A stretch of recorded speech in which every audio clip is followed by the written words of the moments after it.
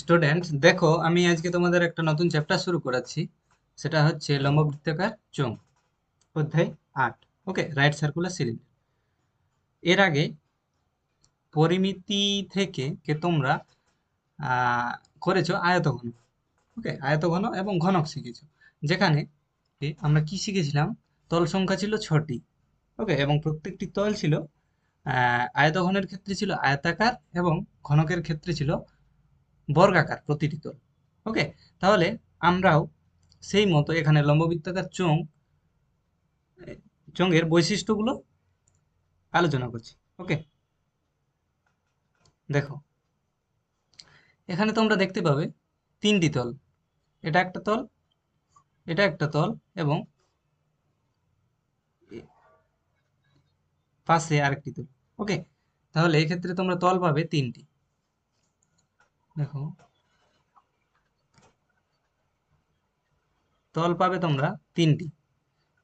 তার মধ্যে দেখো, দুটো হবে বৃত্তাকার, উপরে একটা এবং নিচে একটা, এই দুটো হবে বৃত্তাকার। এবং পাশে যেটি রয়েছে, দেখো, তাহলে এখানে দেখো সমতল রয়েছে 2টি এবং বক্রতল 1টি। সমতল রয়েছে 2টি এবং বক্রতল রয়েছে 1টি।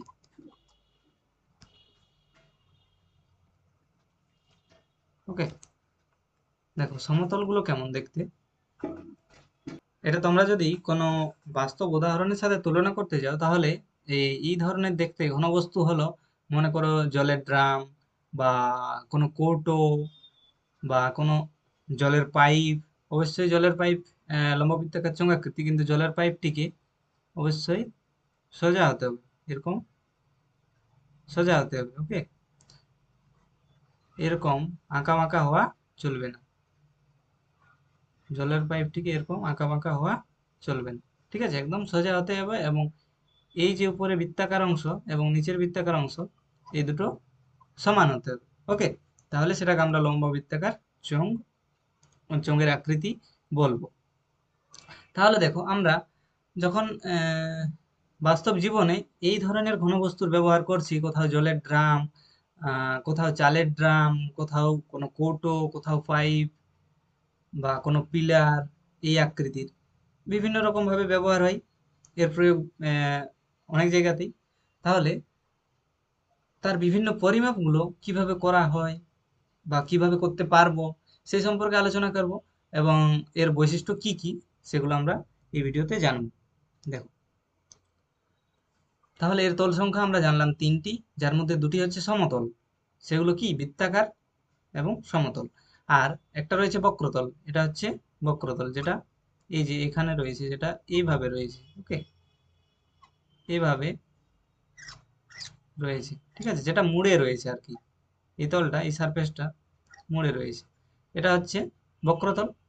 তাহলে বক্রতল 1টি এবং সমতল 2টি। ওকে, তাহলে 3টি তল একটা লম্ব বৃত্তাকার চোঙের। এখন আমরা এর ক্ষেত্রফল নিয়ে আলোচনা করব। ওকে, মনে করো একটা ড্রাম রয়েছে, সেই ড্রামটি তুমি রং করবে। ওকে, সম্পূর্ণ অংশে রং করবে। তাহলে তোমার যে রং করছো, সেই জায়গাটা কতটা, অর্থাৎ কতটা ক্ষেত্রফল জায়গা জুড়ে তুমি রং করবে, সেটা তোমাকে জানতে হবে। তাহলে কিভাবে পাবো? দেখো, যে 3টি তল রয়েছে, সেই 3টি তলের আলাদা আলাদা ভাবে আমি ক্ষেত্রফল বার করার চেষ্টা করছি। দেখো,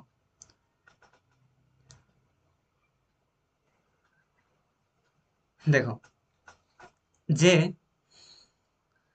চোঙটি রয়েছে, তার উপরের যে তলটি, অর্থাৎ যেটা বৃত্তাকার তল, তার পরিধি কত হবে? অবশ্যই এটি একটি বৃত্তাকার তল, এবং তার পরিধি কত হবে? যদি আমরা এখান থেকে এটা ব্যাসার্ধ, ব্যাসার্ধ যদি আমি আর ধরে নিই, তাহলে এই যে লাল দাগ দেওয়া আছে, সেই পরিধি, বৃত্তাকার অংশটির পরিধি, পরিধি হবে 2 পাই।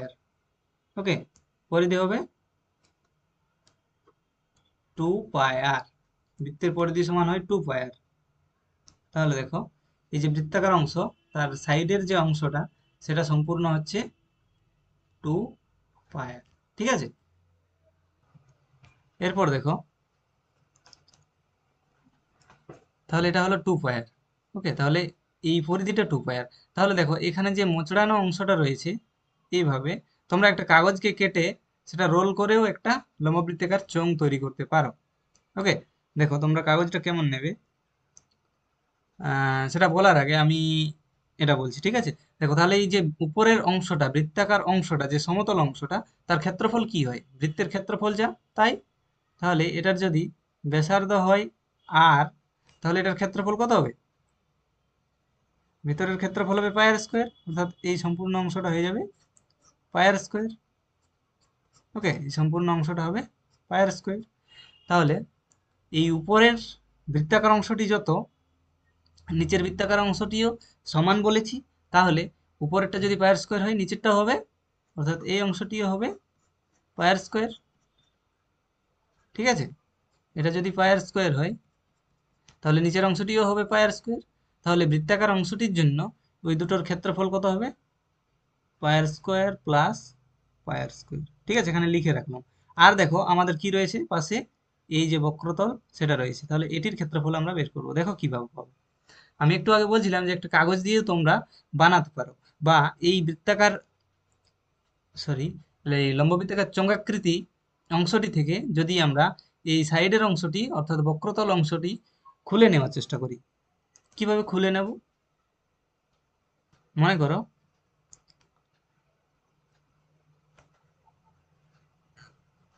এই বরাবর তুমি কেটে দিলে, ঠিক আছে, এই বরাবর তুমি কেটে দিলে, এবং কেটে দেওয়ার পর যদি এই রোল অবস্থায় যেটা রয়েছে সেটা যদি খোলার চেষ্টা করো, যদি খোলার চেষ্টা করো, তাহলে দেখো কেমন হবে। ডান সাইডে আমি দেখাচ্ছি, এরকম পাবে। ঠিক আছে, খুলে নিয়ে যদি এরকম করো তাহলে তোমরা এরকম পাবে। অবশ্যই কিন্তু আমি এই উপরের তলটা, এই তলটা এবং নিচের তলটা বাদ দিয়ে বলছি।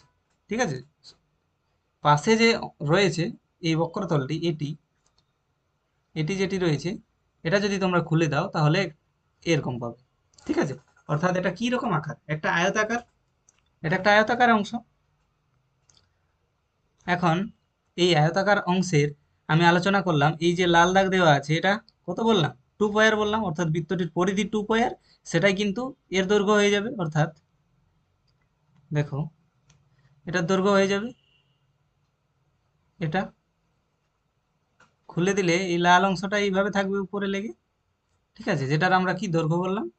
2 পাই আর। ঠিক আছে, এটা হচ্ছে 2 পাই আর। ওকে, আর লম্ববৃত্তাকার চোঙটির উচ্চতা মনে করো, উচ্চতা অর্থাৎ এটা মনে করো এইচ ধরে নিচ্ছি। ওকে, তাহলে ভূমি থেকে এর উচ্চতা হচ্ছে এইচ। তাহলে এটা যদি এইচ হয়, তাহলে এই যে আমরা খুলে নেওয়ার পর যে অংশটা পাবো, আয়তাকার অংশটা, সেটার প্রস্থ হয়ে যাবে এইচ। বুঝা গেছে? সেটার প্রস্থ হয়ে যাবে এইচ। তাহলে একটা আয়তক্ষেত্রের ক্ষেত্রফল সমান কি হয়? এই আয়তক্ষেত্রটির ক্ষেত্রফল সমান কি হবে? দৈর্ঘ্য ইন্টু প্রস্থ হয়, দৈর্ঘ্য 2 পাই আর, আর প্রস্থ হচ্ছে এইচ, তাহলে 2 পাই আর এইচ। ওকে, তাহলে এটার ক্ষেত্রফল পাবে 2 পাই আর এইচ। এই অংশটা হবে 2 পাই আর এইচ। বোঝা গেল? তাহলে দেখো আমার সব অংশ কভার হয়ে গেছে। উপরের অংশটা পেয়েছি পাই আর স্কোয়ার,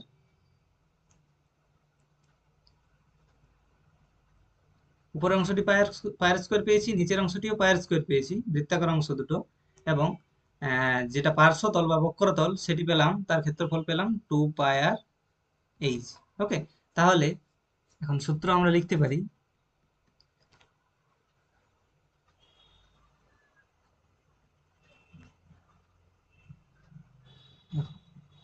সমগ্র তলের ক্ষেত্রফল, সমগ্র তল অর্থাৎ প্রতিটি তল, সমগ্র তলের ক্ষেত্রফল হচ্ছে পাই আর স্কোয়ার প্লাস পাই আর স্কোয়ার হচ্ছে 2 পাই আর স্কোয়ার প্লাস 2 পাই আর এইচ। ওকে, তাহলে 2 পাই আর স্কোয়ার আর 2 পাই আর এইচ দুটো থেকে যদি আমি 2 পাই আর কমন নিই, তাহলে দেখো কি থাকছে? আর প্লাস এইচ, এত বর্গ একক।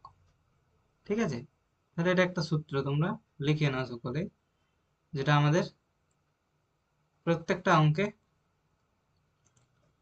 যেখানে ক্ষেত্রফলের ব্যাপার থাকবে সেখানে আমাদের এই কনসেপ্টটা কাজে লাগবে। ঠিক আছে, সমগ্র তলের ক্ষেত্রফল হবে 2 পাই আর ইন্টু আর প্লাস এইচ। অবশ্যই দুটো মুখ বন্ধ থাকতে হবে। ঠিক আছে, এটা ধরো একটা কৌটো, যদি একটা মুখ খোলা থাকে, ধরো একটা মুখ খোলা থাকে, তাহলে কি হবে? একটা পায়ের স্কোয়ার হবে। ওকে, আর 2 পায়ের এইচ হবে। তাহলে এক মুখ খোলা হলে হবে পায়ের স্কোয়ার প্লাস 2 পায়ের এইচ। কি হবে? পায়ের স্কোয়ার প্লাস 2 × পাই × আর × এইচ। এক মুখ যদি খোলা থাকে, এক মুখ যদি খোলা থাকে সেক্ষেত্রে হবে ক্ষেত্রফল পায়ের স্কোয়ার প্লাস 2 পাই আর এইচ। ওকে, এত বর্গ একক। ঠিক আছে, এরপর দেখো আমরা আলোচনা করব সমগ্রতলের ক্ষেত্রফল হলো, এরপর আমরা দেখো ক্ষেত্রফল হলো, এরপর আমরা দেখো আয়তন আলোচনা করব। অর্থাৎ লম্ববৃত্তাকার চোঙাকৃতি কোনো পাত্র বা কোনো ড্রাম, যে কোনো ধরে নাও, ঠিক আছে, তার মধ্যে কতটা মেটেরিয়াল আছে। ঠিক আছে, মনে করো যে জলের ট্যাঙ্ক, সেই জলের ট্যাঙ্কে কতটা জল রাখা যাবে, সেটা কিভাবে বের করব? আয়তন জানতে হবে। তাহলে কোনো চোঙের ভেতরে কতটা মেটেরিয়াল থাকবে সেটা তার আয়তন, আয়তনের মাধ্যমে আমরা জানতে পারবো। তাহলে আমাদেরকে এরপর স্টাডি করতে হবে আয়তন নিয়ে। আয়তন আমরা কিভাবে পাবো? দেখো, তোমরা যখন আয়তঘন এবং ঘনক পড়েছো, এর আগেই পড়িয়েছি আমি অনুপাত সমানুপাত চ্যাপ্টার আগে, সেখানে আমি বলেছি আয়তন সমান কি হয়? ভূমির ক্ষেত্রফল ইন্টু উচ্চতা। ভূমির ক্ষেত্রফল ইন্টু উচ্চতা। সেক্ষেত্রে কি ছিল? ভূমির ক্ষেত্রফল দৈর্ঘ্য ইন্টু প্রস্থ ইন্টু উচ্চতা, সেটা ছিল আয়তন। উচ্চতা গুণ করলে সেটা আয়তন হচ্ছিল। এক্ষেত্রেও দেখো, এটার ভূমি, এটার ভূমি হচ্ছে, দেখো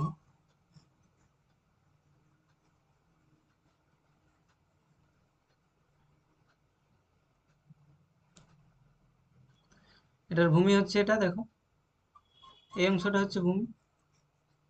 ঠিক আছে, এই অংশটা ভূমি। তাহলে ভূমিটা কি? বৃত্তাকার, এরকম। তাহলে তার ক্ষেত্রফল কি হয়? আমি বলেছি পাই আর স্কোয়ার। ক্ষেত্রফল হয় পাই আর স্কোয়ার।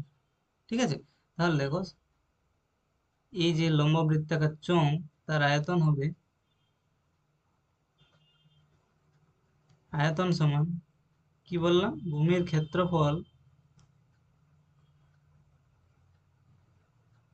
গুণিত উচ্চতা হয়। ভূমির ক্ষেত্রফল গুণিত উচ্চতা। এখানে আমরা ভূমির ক্ষেত্রফল কত বললাম? এই দেখো, এখানে একটু লক্ষ্য করো, লেখাটা একটু আবছা হচ্ছে, দেখো এখানে আমি হাইলাইট করছি পাই আর স্কোয়ার। ওকে, ক্ষেত্রফল বলেছি পাই আর স্কোয়ার যদি ব্যাসার্ধটা আর হয়। ওকে, এখান থেকে এটার ব্যাসার্ধ যদি আর হয়, ব্যাসার্ধ যদি আর হয়, তাহলে ক্ষেত্রফল হয় পাই আর স্কোয়ার। তাহলে ভূমি এখানে বৃত্তাকার, তাহলে ভূমির ক্ষেত্রফল হবে পাই আর স্কোয়ার। তাহলে এটা হবে পাই আর স্কোয়ার ইন্টু উচ্চতা। উচ্চতা কত বলেছি? আগেই আমরা ধরে নিয়েছি এইচ।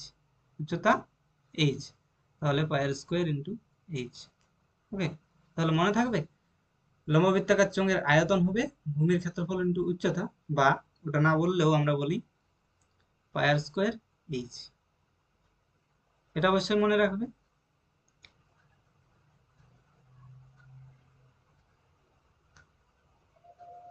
পাই আর স্কোয়ার এইচ, এককটা হবে ঘন একক। ওকে, আয়তন তাই ঘন একক, খেয়াল থাকবে। আয়তন বললে হবে পাই আর স্কোয়ার এইচ ঘন একক, এবং সমগ্র তলের ক্ষেত্রফল বললে হবে 2 পাই ইন্টু আর প্লাস এইচ বর্গ একক, যদি তার দুটো মুখ বন্ধ থাকে। ওকে, একটা মুখ যদি খোলা থাকে তাহলে হবে পাই আর স্কোয়ার প্লাস 2 পাই আর এইচ, আর যদি খোলা না থাকে তাহলে হবে পাই আর স্কোয়ার প্লাস পাই আর স্কোয়ার প্লাস 2 পাই আর এইচ, এবং সেটাই এই আকারে লেখা যাবে। এটা এইভাবে কমন নিয়ে লেখা যাবে 2 পাই ইন্টু আর প্লাস এইচ, মনে থাকে যেন। আর যদি শুধু বলা হয় পার্শ্বতলের ক্ষেত্রফল, এই যে বক্রতল, এটাকে অনেক সময় পার্শ্বতলও বলা হয়, এইটাকে বক্রতলও বলা হয়, পার্শ্বতলও বলা হয়। বক্রতলও বলা হয়, পার্শ্বতলও বলা হয়। ঠিক আছে, তাহলে পার্শ্বতলের ক্ষেত্রফল যদি বলা হয় তাহলে আমরা কি পেলাম? দেখো, ডান সাইডে দেখো লিখেছি 2 পাই আর এইচ। এই অংশটা দেখো, এই অংশটাকে খুলেই তো আমরা এরকম অংশ পেয়েছি, একটা আয়তাকার অংশ পেয়েছি। পার্শ্বতলটাকে খুলি, তাহলে তার একক আয়ত, এই তার ক্ষেত্রফল পেয়েছি 2 পাই আর এইচ। তাহলে পার্শ্বতলের ক্ষেত্রফল কি হবে? 2 পাই আর এইচ, আর এটা হবে পাই আর স্কোয়ার, আর নিচেও হবে পাই আর স্কোয়ার। ঠিক আছে, তিনটে তলের ক্ষেত্রফল যোগ করলে আমরা পাবো সমগ্র তলের ক্ষেত্রফল। আশা করি সবারই একটা পরিষ্কার ধারণা হয়েছে। ঠিক আছে, আমরা এই চ্যাপ্টারে আর থিওরি সেরকম নেই, আমার মনে হয় মোটামুটি শেষ হয়ে গেছে। কিছু কিছু পার্ট রয়েছে, যে পার্টগুলো আমরা অঙ্ক করার সময় আলোচনা করব। ঠিক আছে, আশা করি সকলের ধারণা ক্লিয়ার হয়েছে। আমি এই ভিডিও এত দূর পর্যন্তই রাখছি। এরপর আমরা সরাসরি পরের ভিডিওতে সরাসরি অঙ্কে চলে যাব। ওকে।